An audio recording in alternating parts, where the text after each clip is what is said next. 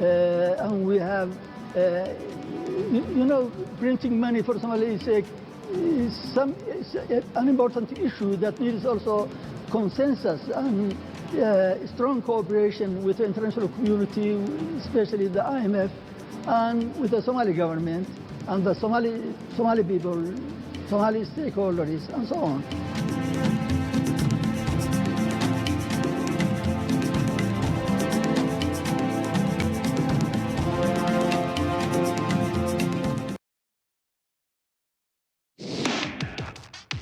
Cholesterol-free fresh fry from Pwani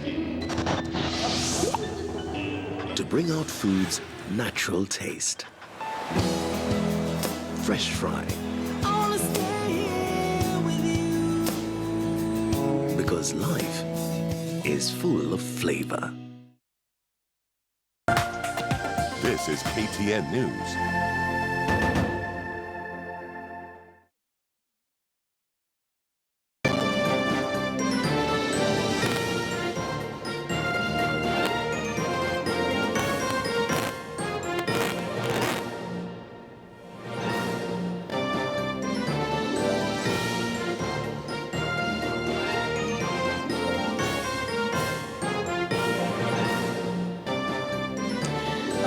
Good evening to you, East Africans. Many thanks for joining us on yet another edition of Bottomline East Africa on this 9th day of September 2016.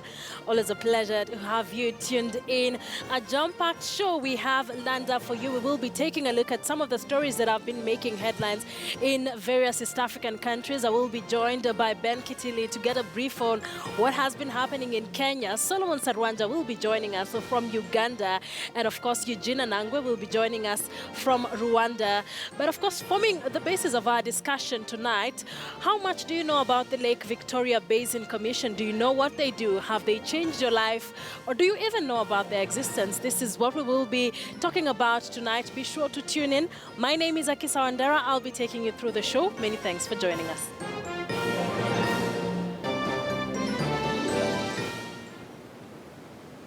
Now, heads of states of the East African community met in Dar es Salaam Thursday to discuss the terms of trade agreement with the European Union. The emergency meeting was convened by the chairman of the community, President John Pombe Magufuli, who is the president of the Republic of Tanzania. The issue of signing a joint venture agreement of trade between the European Union and the community has become a matter of tension. Also part of the agenda included South Sudan's status in EAC, with representatives of South Sudan announcing that the country has all the requirements for integration as set out by the East African community.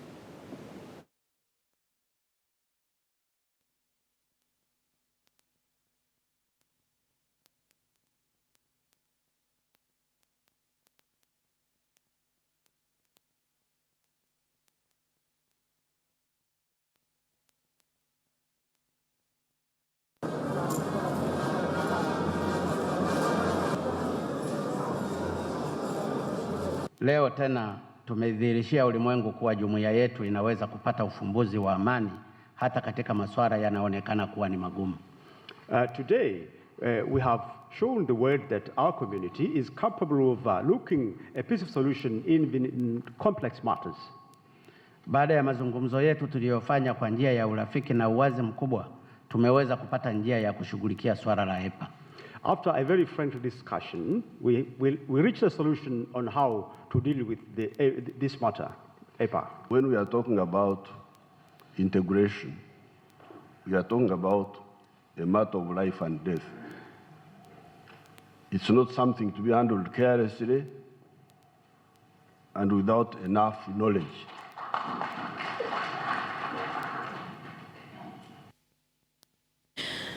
All right, from Tanzania, let's now head over to Uganda, where the International Crimes Division of Uganda's High Court this afternoon confirmed the charges of terrorism, murder, and attempted murder against the remaining 14 Muslim clerics. The suspects include the leader of the Tabligh sect, Sheikh Yunus Kamoga. They are accused of having been behind the wave of murder of top Muslim clerics 2 years ago. Following the confirmation of the charges, Justice Duncan Gaswaga fixed October 17th as the date to commence the hearing of the prosecution of the suspects. The charges against the 14 suspects were confirmed after Justice Gaswaga weighed the prosecution's evidence and found that indeed there is sufficient incriminating evidence for the suspects to stand trial as per Rule 10 of the court's rules. The rules of the International Criminal Division of the High Court are similar to those of the International Criminal Court, where the court is mandated to hold pre-trial and weigh the evidence of the prosecution against the suspects and see if there is sufficient evidence to allow the suspects go on full trial. Justice Gaswaga also read out to the court the 11 agreed issues by both the prosecution and defense team, which must be resolved by a panel of 3 judges at the commencement of the full trial. The 3-member panel that will preside over the full trial will comprise of Justice Ezekiel Mohanguzi, Justice Pasi Muhaise, and Jen Chigundu. Among the issues to be resolved at the trial are whether the suspects had a common intention to murder Sheikh Mustafa Bahiga and Hassan Kiria for either political, social, or religious aim, or to cause fear and intimidation amongst members of the public. The fixing of the hearing date comes barely a week after the Director of Public Prosecution discontinued charges against 17 of the suspects. Prosecution alleges that Sheikh Kamuga and his co-accused directed systematic attacks against Shia and Tabligh Muslims, leaving a dozen dead. Solomon Serwanja, KTN News, Kampala, Uganda. Well, that's just one of the stories that has been making headlines in Uganda. And our reporter from Kampala, Solomon Serwanja, will be joining us later on during the broadcast to just give us an overview of what has been happening in Uganda this whole week. But away from that, the World Health Organization reports that nearly 3.4 million people globally died due to waterborne diseases such as dysentery, typhoid, and cholera. The sad part is that most of these deaths occur among children. The impact of those staggering figures couldn't be felt more profoundly than in Tanzania, where the number of deaths has risen steadily over the years. But there is hope emanating from one man who has made it his mission to save Tanzania's future generation. Timothy Otieno tells us how. Tanzania is East Africa's largest country, both in terms of geographical space and a population that stands at about 52 million people. But unfortunately, nearly half of that number does not have access to clean water. And here, the legacy of deaths caused by waterborne diseases stands at a whopping 1 million people annually, most of them infants and young children below the age of 12. But there is one individual who's doing something and has opted to change that worrying statistic. His name is Askwa Hilonga, a 39-year-old Tanzanian who has since dedicated his time to ensuring the country's young population makes it at least to their adulthood. This building is what he prefers to call his haven, because it is here that his invention was conceived. The technology is not sophisticated by all means, just a 3-tier system that comprises of your ordinary buckets. But it is this simple structure that is now saving the lives of over 2 million children across Tanzania. This is a water purification system that is integrated, the slow sand filter with the nano materials. They are integrated. And I decided to invent this filter because of the problems that I was getting at my childhood. When I was a little boy, I struggled a lot with waterborne diseases. It is from his childhood days suffering from typhoid upon which he came up with what he calls nano-filter water purification system. The device uses sand to trap any foreign particles in water and incorporates the use of grinded bones, commonly referred to as bone char, to absorb other impurities such as fluoride that causes discoloring of teeth. The water filter absorbs anything from copper to bacteria, viruses, and pesticides. For a PhD holder in chemical engineering, Aska has received 5 international awards for his invention, including the Africa Prize for Engineering Innovation won last year in Cape Town, South Africa. But as he tells me, his biggest gratification comes from having households with young ones gain access to purified water. What does my PhD mean if I cannot solve this problem? That is solvable, because waterborne diseases are preventable, and the solutions are there. Indeed, a majority of Tanzanians don't get the much-needed water supply. According to WaterAid Global, a non-governmental organization that supplies water to rural areas in sub-Saharan Africa, nearly 23 million Tanzanians don't have access to safe water. The effect of this is between 4,000 to 7,000 deaths among young ones annually. But there is hope that the nano-filter technology could see more than half of the households in the country get access to clean water through such water points based in shops and salons across Tanzania. Mwanzo ilikuwa ngumu watu kuelewa. Wanaamini zaidi yale maji yanayouzwa supermarket ama wapi. Kwa hiyo tukawaelimisha na kwa sababu na mimi natumia na wateja wangu wananiamini, wakaelewa. As it stands, majority of households rely on water bodies like rivers to get water for domestic use. We made our way to one of the water sources in the outskirts of Arusha town, and here the grim reality of the situation played out. We met children making their way to one of the water sources, a journey that often takes most of them about 2 hours daily. And the water from which they hope to use for cooking and drinking is already choking with impurities. This is a source of death of 7,000 children in Tanzania who are dying for waterborne diseases. That's equivalent to 19 children every day. It is humiliating. A humiliation that has already seen volunteers like 25-year-old Benami Mukolozi join the cause to have more of these filters distributed across Tanzania. He assembles the nano filters and monitors the sale of the water that often goes for as low as 10 Kenya shillings a litre, an amount most in rural areas are able to afford. Accordance of our research which we have already done to Tanzania, exactly on the northern part, especially in Arusha region, there is the water, it is so contaminated, exactly with agrochemicals. Aska's company, Gongali Limited, has employed 20 young adults, most on voluntary basis, to help spread the message that lives indeed can be saved, and he hopes that the future for the young ones in Tanzania will see a generation free of waterborne diseases. Timothy Otieno, KTN News. Thank you very much, Timothy, for that report. Now, from life-changing stories in Tanzania, let's now go back to Uganda, where we'll now link up live with our reporter, Solomon Serwanja, live from Kampala, Uganda, to get updates on what really has been making news in Uganda the whole of this week. A very good evening to you, Solomon. Many thanks for joining us on Bottomline East Africa. Always a pleasure speaking to you. We'll definitely start off with that story of the sheikhs who were in court today. Well, certainly, it's a very good evening, Akisa, from Kampala, Uganda. But again, not a very good one for the suspects in the Muslim Clerics murder trial. Today, the International Crimes Division of the High Court, you can equate it to the International Criminal Court, did make a ruling, and they said that they have a case to answer.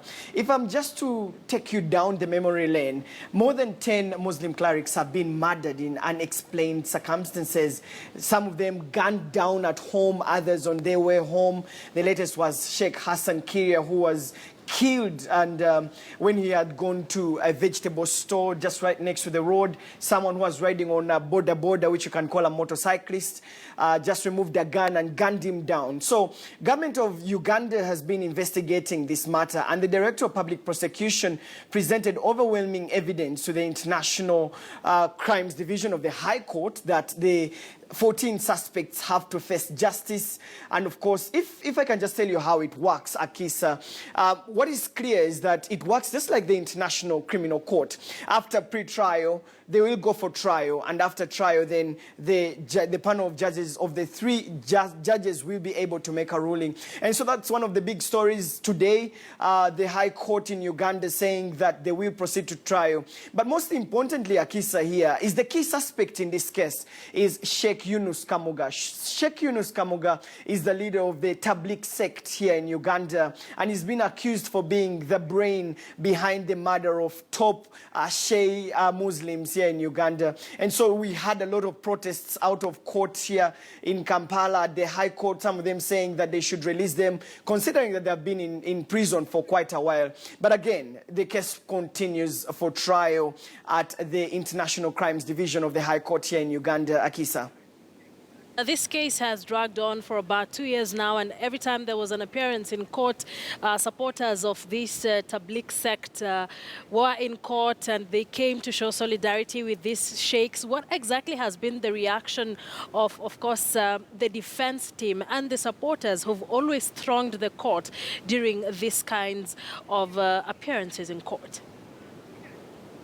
Well, I'll tell you that the defense team did not have many, choices to make, especially after Judge Duncan Gaswaga made the pronouncement that they had a case to answer. It literally meant that the prosecution had a very strong case, considering the evidence they presented before the judge, and they said that we have enough evidence that can pin the 14 suspects. And so we had a lot of, the families and friends of the Muslim clerics who were in court today saying that they should release them. Of course, we saw some emotional pictures there. The loved ones, the wives of the people who were brought in court today, literally crying and saying it's very bad news for them. But Akisa, if I can just tell you that this case has dragged on and on. This is a very, very sensitive case. I mean, we had a similar case in Nairobi, Kenya, widespread killing of Muslims. And here in Uganda, it has been quite a daunting challenge for the Director of Public Prosecution to collect enough evidence, including people to testify that these people are guilty of the murder charges. And so they will proceed to defend themselves against murder and terrorism. The DPP is very, very comfortable and sure that he will win this case. And so we see that the panel of the judges who will be hearing the trial session has already been put in place. Certainly, it's one of the cases that we will be following for our audience here in Uganda. Yeah. And eventually, justice will take its shape. And the only problem here is that justice delayed is justice denied, because government has come under sharp criticism that they have failed to prosecute the Muslim suspects in the murder trial. But again, Akisa, another story that has been making headlines here in Uganda is the suspension of evening lectures and weekend lectures at Makerere University, which is the oldest and biggest public university here in Uganda. You know, a number of East African members have gone through Makerere University, known to be a very prestigious university in East Africa.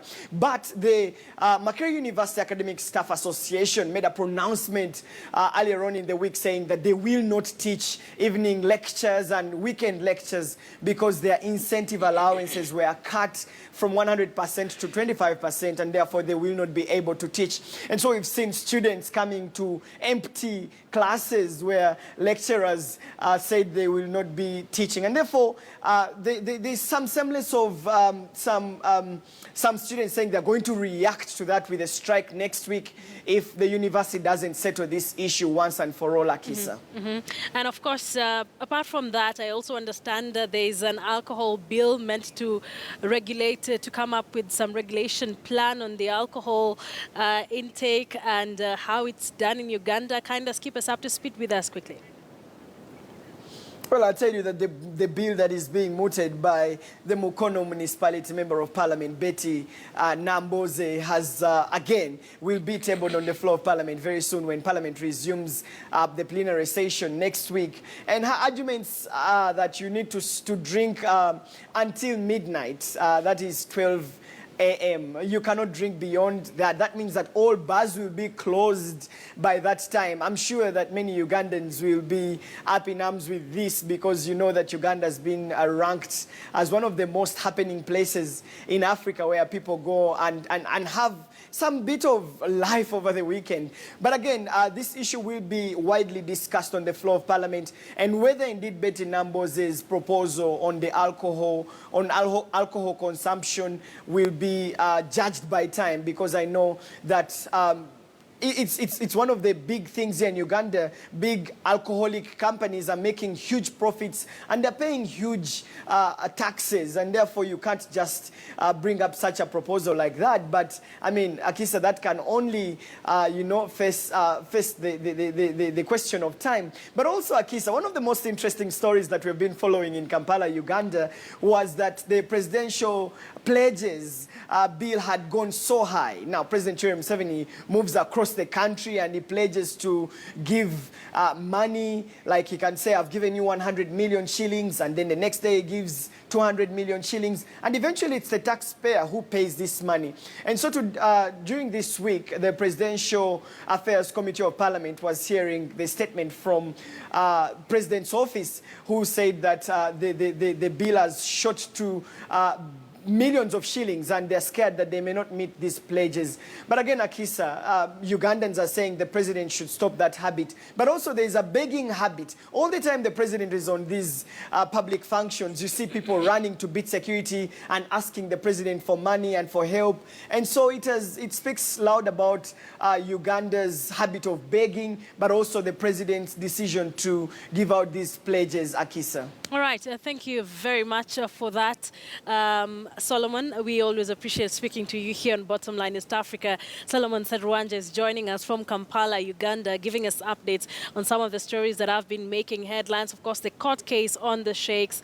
We have the alcohol consumption bill and the situation at Makerere University, where evening classes and weekend classes have now been suspended, with the faculty or the teachers or the lecturers there asking for their remuneration. We'll definitely be keeping you up to date with what is happening in Uganda. All right. Let's now move over to Rwanda, where President Paul Kagame is leading the way in the signing of performance contracts for all public servants. And Eugene Anangwe is now joining us via phone to give us more updates on what exactly this is all about and how it has been received by not only those in the public service, but of course all the Rwandans. Of course, we're now speaking to Eugene Anangwe. A very good evening to you, Eugene. Many thanks for joining us. So, performance contracts, how have the people of Rwanda received this? All right, we have a problem with that connection, but we're still looking for Eugene Anangwe to give us an update on what has been happening in Rwanda throughout the whole of the week. We've been speaking to Solomon Serwanja, who's giving us an update on Uganda, but we're still looking for Eugene Anangwe for an update on Rwanda. Now, the United Kingdom is to expand its contribution to the United Nations peacekeeping force in the world's youngest nation, South Sudan.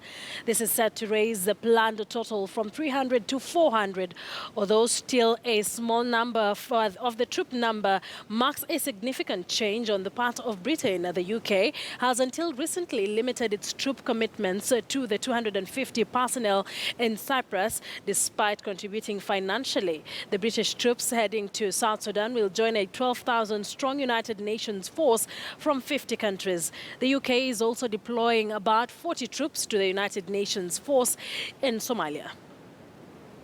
You know what he did to us, and he's a good player for us here.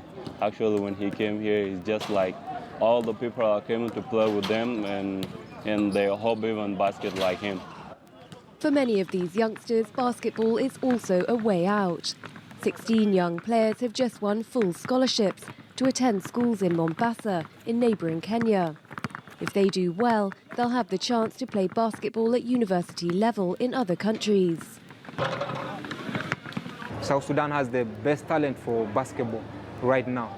Even most of the schools in Kenya now, they are scouting for South Sudan talented boys and girls for scholarship for basketball and education. That's why we came for the program here.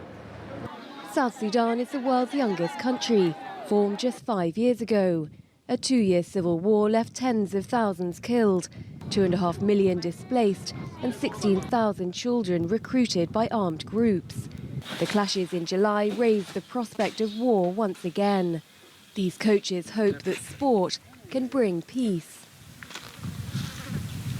This kid, we have to really encourage them, and we have to really give them a motivation and give them the way forward to form the new Sudan generation can believe in better, and we have to have the South Sudan we want. South Sudan's Basketball Federation was recognised last year by the International Olympic Committee, giving these young players the hope of representing their nation in the future, not simply trying to escape it. All right, from South Sudan, as Alia mentioned, let's now head over to Rwanda, where we're now joined by our reporter, Eugene Anangwe, to keep us up to date with some of the stories that have been making headlines in Rwanda, among them the signing of performance contracts of all public servants this year. Now, Eugene, a very good evening to you. Many thanks for joining us here on Bottomline East Africa. This is an annual exercise, I believe it's called Imihigo. Kindly take us through how it has happened and what has been happening throughout the years. Good evening, Akisa, and all our viewers of Bottomline East Africa. Indeed, Rwanda normally holds this particular major event where central and local government leaders normally convene at a fixed place, or of course mostly in Kigali, where they usually do what is called the annual performance contract evaluation and signing of new contracts for the following year, this one being for the year 2016-2017. And this usually happens in the presence of President Paul Kagame himself.